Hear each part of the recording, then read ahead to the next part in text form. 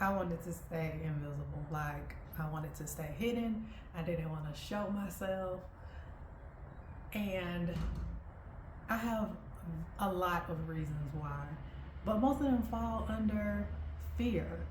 And I'm sharing this today because if you're an ambitious woman, if you're someone who's a recovering perfectionist, you might be able to relate.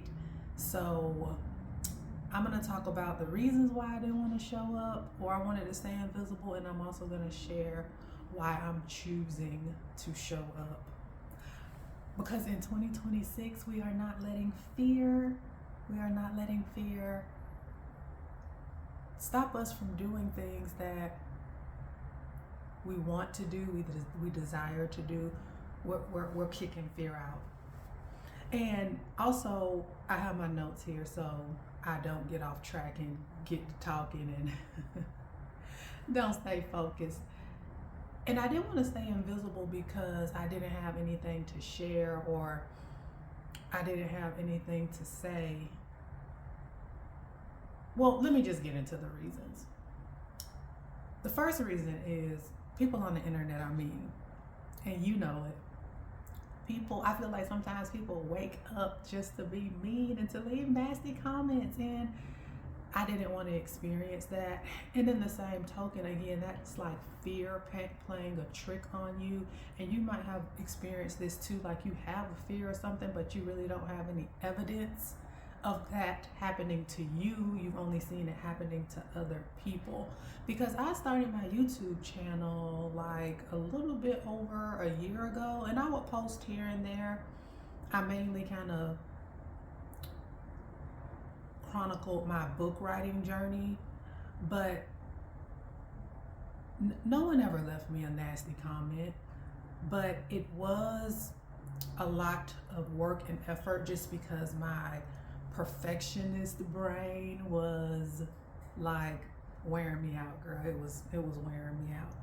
So that's the first reason I didn't want to come back, just because the internet, people on the internet, they can be mean, but we can block. I can be a sensitive person, but I don't have any evidence of anyone being mean to me, so I don't know why I let that be a fear. So the next reason is because I'm an introvert. Like, I'm an introvert by definition. Like, you look in the dictionary for introvert and my picture will be there. I love my alone time. I love getting to know people one-on-one. I love quiet.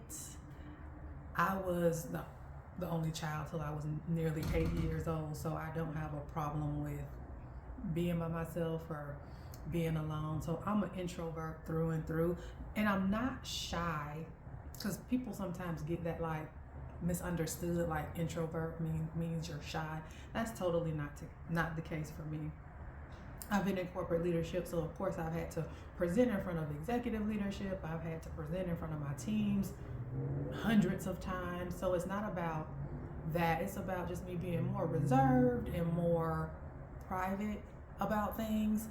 But if you don't show yourself, I guess sometimes too I felt like being an introvert, maybe that energy wouldn't resonate here, because you see people on the internet with these big, personalities, and that's just not me. Now, don't get me wrong, when I get around my good girlfriends, like, I can get a little bit animated. And maybe over these next 100 days, maybe a little bit more of my looser personality will come out, but I'm an introvert, and that's one of the reasons why I just wanted to stay in my little comfortable little bubble. But you cannot grow in comfort zones, so I had to come up out of that. The next reason I wanted to stay hidden is because I felt like women wouldn't resonate, like the fear of my message or my story not resonating, when I know that's not true. Like, I already have evidence that women resonate with me and my story, because I wrote a whole book. I've talked with dozens of women about this. I've talked to dozens of other women who are ambitious overachievers, recovering perfectionists, other women who have gone through career burnout, and other women who just desire a different type of relationship with their ambition.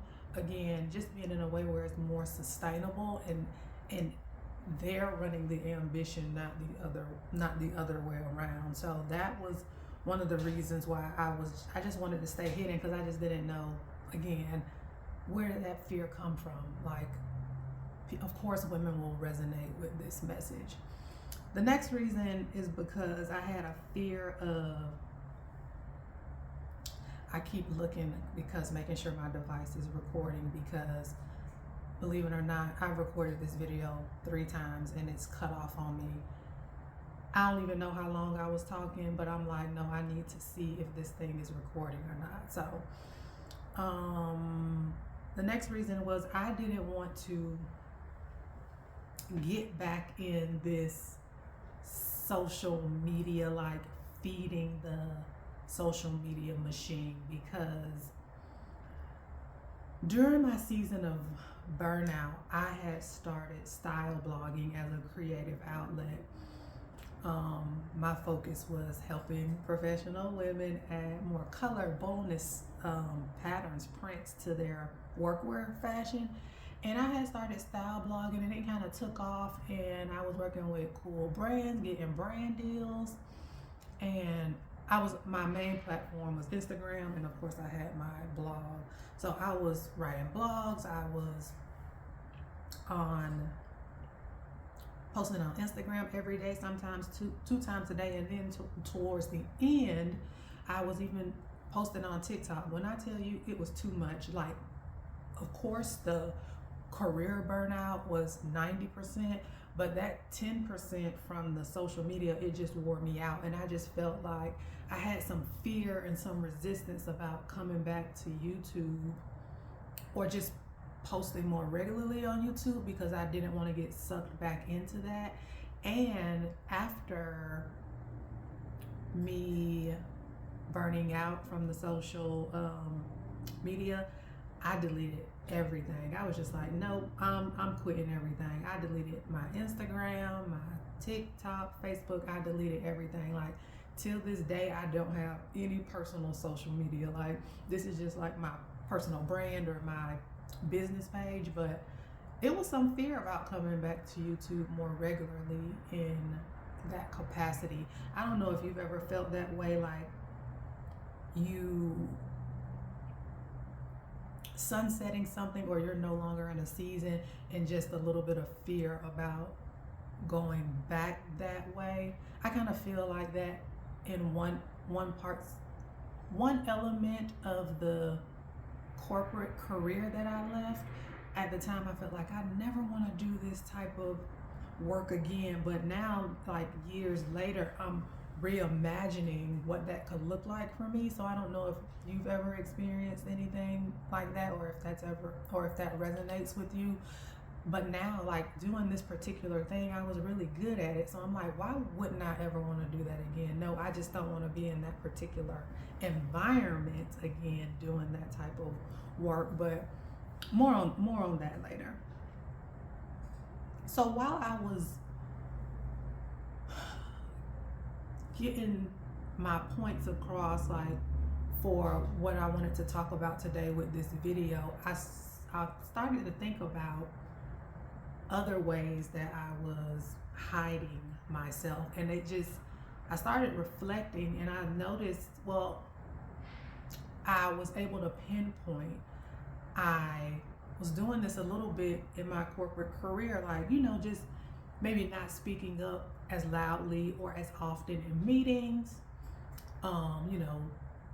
just staying small, like hiding myself, maybe not sharing ideas that I know that would help or move something forward, and just trying to stay in my comfort zone. Again, in my corporate leadership career, I did very well. I exceeded expectations, but I do know that there were elements of myself that I was hiding, just due to whatever fears that I had in my head at the time. So why am I doing this now? I'm doing this now for multiple reasons. So I'm deciding to show up because I want to practice being visible. You can't get comfortable with something, you can't beat a fear if you don't practice. So I'm showing up here every day for the next 100 days to practice being visible.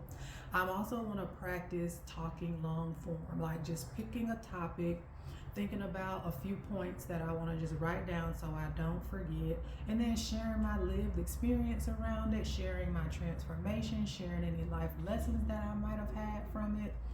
I want to practice just talking unscripted, removing that perfectionism away from me, which again is hard. And of course, I've been working on this for years. And I feel like when perfectionism is so deeply ingrained in you, it doesn't ever really go away. But what I have gotten better at is just being very aware when it starts to point its ugly head and just redirecting myself into a different way. Also, I am doing this because I saw that this being on YouTube could look different than what I was seeing. You know, you see people being so polished and everything is edited so perfectly and the perfect thumbnails, and I was doing that too, or I was attempting to do it, and it was just so exhausting. So I was just like, you know what, I'm just not doing it. But I came across a video from Glow. Her last name is Anatmo, I believe. I'm not sure the proper pronunciation, so I don't want to mess it up. But, excuse me, just seeing her video come across my algorithm, my timeline on YouTube and watching it, it just completely, like, I needed that. And see, God will put stuff in front of you. And I've been really praying on something recently too. So God will put things in front of you. It's just up to you if you're gonna be aware of the little nuggets that He's dropping for you. So what I'll say is, seeing Glow show up in that way, and like her teaching, her method is just show up unpolished, show up unedited. And that was the thing for me, like that editing. So just, she gave me permission to show up in this way, just talking on a topic, long form, no edits, upload it and see who it resonates with. Like, not being focused on how many views you get. Of course that, you know, comes with being an overachiever, high achiever, a perfectionist, but I'm really gonna take the challenge. I'm gonna not really focus on that, and I'm gonna focus on me showing up, getting better every video, sharing topics that I feel like can help women like you. If you're still watching this video, these topics resonate with you. And that's why it's important to have possibility models. Like, I could do a whole video on just possibility models, but it's important to have people who are doing the things you want to do, living the life you live, doing things in a way that feels aligned to you, that might be a little bit outside of what others are doing. It's important to have possibility models, and I have them in other areas of my life. But seeing Glow, she was the possibility model. Like, oh, we can do this. You can show up. You can be yourself. You can put it up unedited, and the people who will resonate will find you. And the added bonus is, if many people find you who resonate, and then you can build a community and continue to share. But I'm just so glad that God put her video on my timeline, because now I'm taking on her challenge and showing up here every day for 100 days. And for me, today is day 2. And my deeper reason for why I'm showing up here is to show up for women like you, for women who this message resonates with, women who may have experienced career burnout, don't want to experience career burnout, maybe who are in a position of just overwork, or a recovering perfectionist, someone who identifies as ambitious or an overachiever. Because I see you, I am you, I was you, in certain areas, and maybe you desire to live your life another way. And I want to be the possibility model for someone in the future to know that you can still be ambitious, you can still care about your work, but you don't have to run yourself in the ground to do it. So if you're still here, I'm Erica Prevail. I share daily conversations for ambitious women to support them in rebuilding their relationship with ambition, capacity, rest, and creativity.